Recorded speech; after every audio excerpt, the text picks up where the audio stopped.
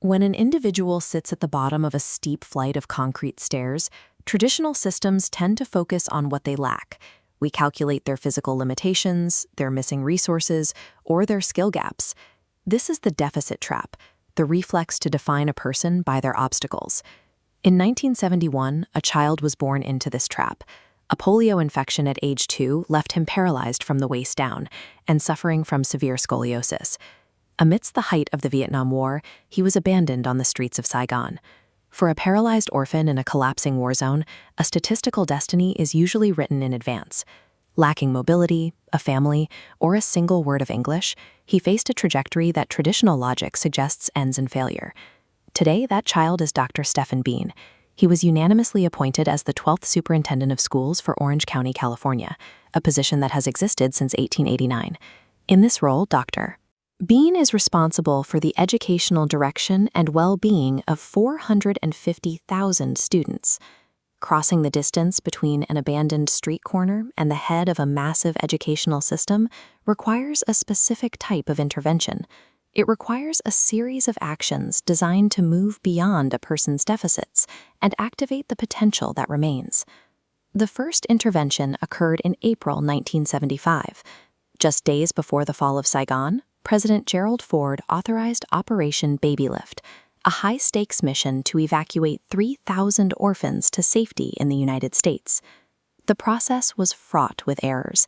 In the rush to load planes, Stefan was mistakenly separated from his medical records and his leg braces, eventually ending up on an alternate flight. The plane he was originally assigned to board crashed shortly after takeoff. 150 people were killed, including 93 orphans on that flight alone. Stefan arrived safely and was adopted by the Bean family.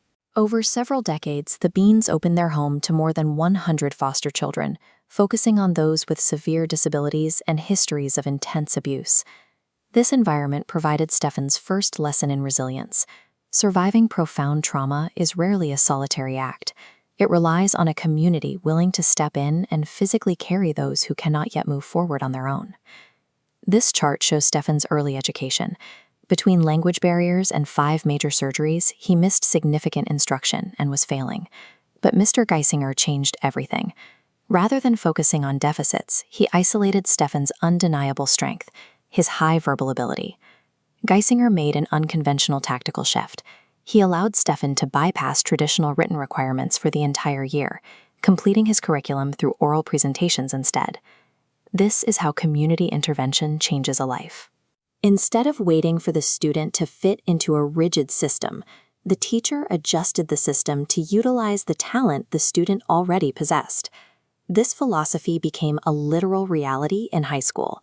Stefan's classes were located on the second floor of a building with no elevator. Every day, 4 friends would meet him at the base of the steps and physically carry him and his wheelchair up 2 flights. When Stefan asked why they were doing it, their response was simple: "We want you to get where we're going." As an adult, Stefan applied this communal approach to a far more difficult climb.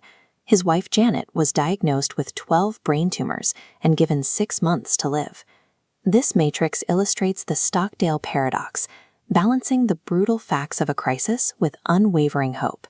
Stefan used this exact balance to support his 4 children through their mother's illness, sharing medical realities honestly while maintaining hope during a 6-year battle. The family survived the loss of their mother because they were supported by a community that refused to let them drift into despair.